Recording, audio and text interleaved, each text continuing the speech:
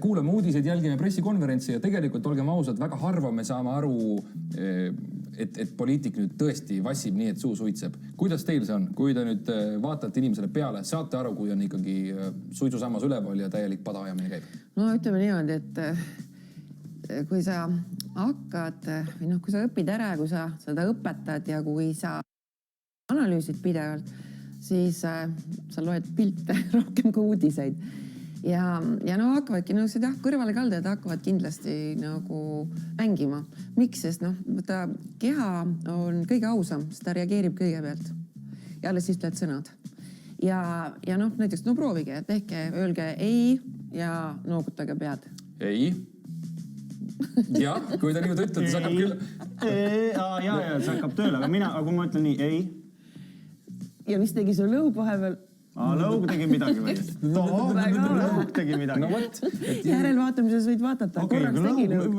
Veel lühidalt, enne kui me läheme konkreetsete näidete juurde, me võtame mõned poliitikud ja laseme mõned videod ja üheskoos siis arutame, kas nad seal valetavad või mida iganes neil see kehakeel näitab. Aga mis on need asjad, mida tuleb silmas pidada? Need on silmad, lõug?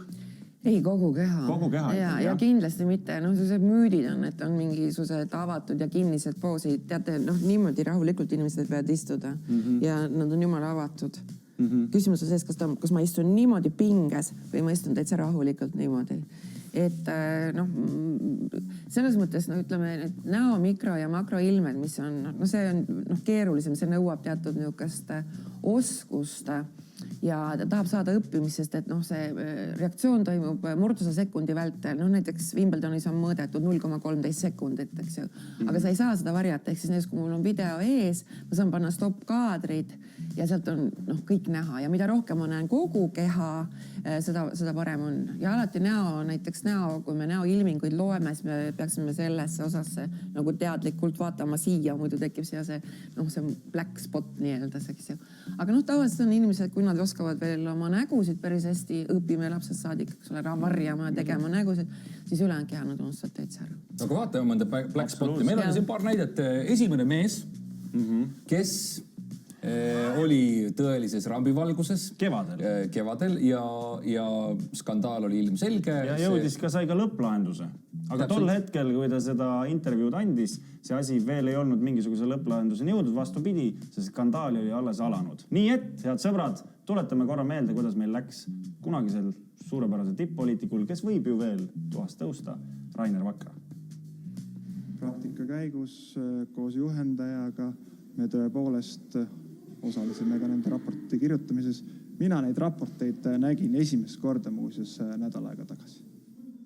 No võtta siin ongi, et kui me noogutame rääkides asjadest, siis need asjad tavaliselt on niimoodi.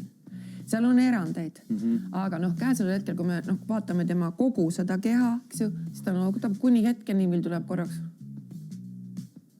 Suur-nurk liikus. Mina ei näinud suurga liikumist. See on selline huvitav. Ja suunurki nüüd me nägime kordusest, nagu me saaksime korra veel käima panna samal ajal, kui Ülli te saate rääkida. See suunurk tõesti liigub. Korraks tõusis ja kui inimene hakkab teadlikult valetama, sest see suunurk võib tõusta ka siis näiteks, kui ma tunnen põlgust. Kes sa sööka oled, eks ju? Ja ta on ainukene asümmeetriline näoilme. Aga ta on selline spetsiifiline, et kui inimene valetab ja hakkab teadlikult valetama, siis see on tahtmatult toimub, tuleb korraks, läheb üle. Ja nii ja korraks tõuseb ka 100% skaalal. Kuidas? Kui 100% skaalal, kui tõenäoline on praegu Rainer Vakra sinna kägu? Ainult ühe koha peal. Ainult, et võib-olla üks väike detail ei pruugi. Ja see üks detail on selline, kui mina peaksin teda nüüd analüüsima, siis mina ütleks, et see on kahtlane koht. Ma ei saa 100%, kui ma nüüd saaksin tema käest uuesti küsida, siis ma näeksin, mis edasi saab ja nii edasi. Aga tema see üldoleku suures, ega ta ei ole rõõmus, kui ta praegu räägib, sest kui vaatame ta kogu keha hoiduks, see on ettepoole kummargel, ta on suhteliselt longus, ka hääle tooni kuulates, madal, ehk siis ta ei ole, et tegin teile nüüd, mis tahtsin. Läheme edasi, tuleme tänapäeva ja viimased nädalad on loomulikult meedias olnud kõige suurem kõnealune teema. TTÜ skandaal ja selle rektor Aaviksoo. Vaatame väikest videot. Aga veel kord, neid dokumente ma ei ole näinud, ei ole käes hoidnud konkreetset midagi, minu käes ei ole praegu, ei olnud toona ja minul ei ole neid jõudnud. Nii, siin oli hästi palju seda noogutamist. Siin oli teistmoodi, aga kui me vaatame samaaegselt, eks ju, selle video eelis oli see, et me nägime nagu nii-öelda tema poolt keha, siis praegu ta rõhutab ja ta näitab meile oma käsi, ta näitab meile oma peopesi, mis näiteks üks minu kehakeele õpetajatest loeb väga heaks märgiks, sest et tavaline see, kui inimene valetab, siis need käed lähevad ära.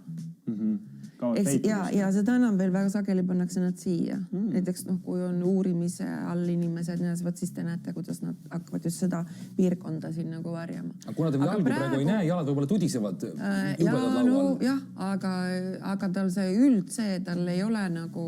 Ja kuna ma vaatasin ka ülejäänud video ära, kui tema kõne seal oli, võtsin stopp-kaadrid ja nii edasi, siis ma ütleks sedasi, et jah, ta selgitab olukorda, aga vähemalt sellest, millest ta räägib, sellest ta tõesti ei teadnud.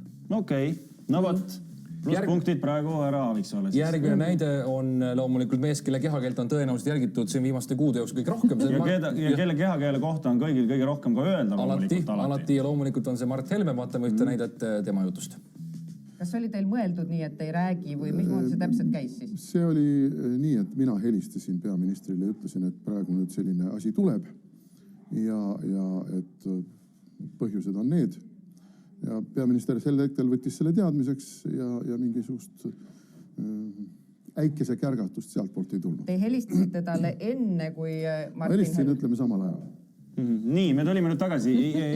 Igaks juhuks ütlen ka televaatajatele, et teie olete loomulikult läbi vaadanud kogu need pikad intervjuud, et me siin näitasime väikseid osi sellest. Kuidas tundub Mardi jutt praegu? No sel hetkel läks asi kahtlaseks. Muidugi, eks ole, mälu on alati nagu ta on. Aga miks? Esiteks võrdes eelmise osaga nendest intervjuudest, näiteks kui oleks vaja tuvastada, kas nüüd on nii õige või vale, muutus esiteks tema hääletoon, kõnekiirus, ka sõnakasutus ja sõnad hakkas tulema ennem, kui keha tuli. Okei.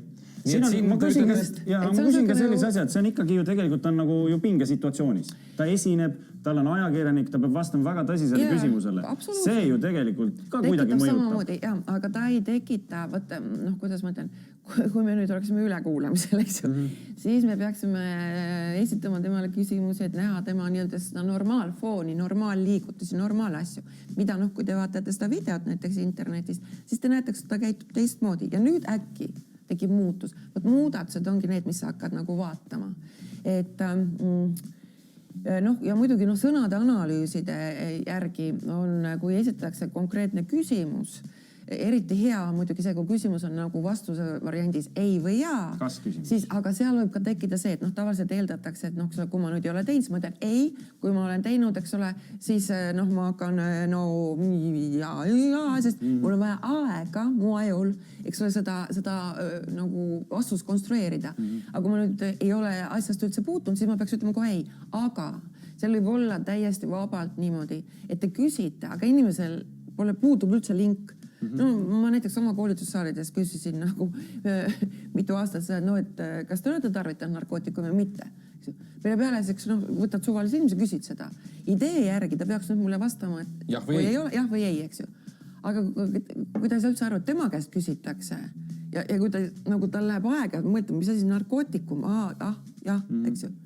Et me peame sellega arvestama. Et teie otsus praegu on, et Mart Helme oli kahtlane, luiskas natuke. Jah, tal mälu lihtsalt võib-olla pettis sel hetkel natuke. Eakas mees ka.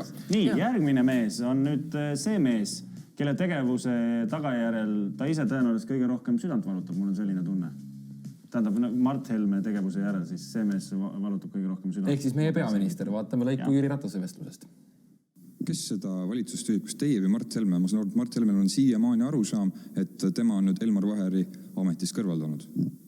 Mart Helme arusaam on vales, Elmar Vaher on ametis. Nii, lühike lause, sina oled pikemalt videot näinud.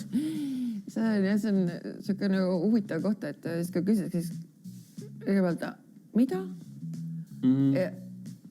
Ja siis jookseb üle Jüri Ratase otsa esisest, võtta paralleeljooned, eks ju, ja väliskulmud vajuvad alla ja see on niisugune üllatusel järgneb mure. mure, jah? ja see on kurbuse näitaja, aga kurbuse taga on mure. Aga kurbus oma olemuselt on tegelikult emotsioon, mis annab meil 5 baasemotsiooni on, eks ole, mille alla siis lähevad kõik need igasugused niinimetatud tegevused, mis annab meile teavet selle kohta, et see asi käib nagu üle jõu, see asi on minu jaoks keeruline, eks ju.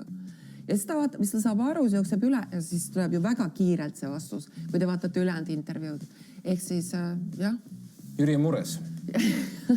Noh, loodame, et asi läheb parem, aga ta vähemalt oli kindel endas, et tema siiski on see, kes ikkagi otsustab asjades. Kokkuvõtlikult, Ja. te olete jälginud seda asja. Kas meie poliitikud pigem, kuidas öelda, ajavad pada või ikkagi siiralt ajavad õiget asja enda arust?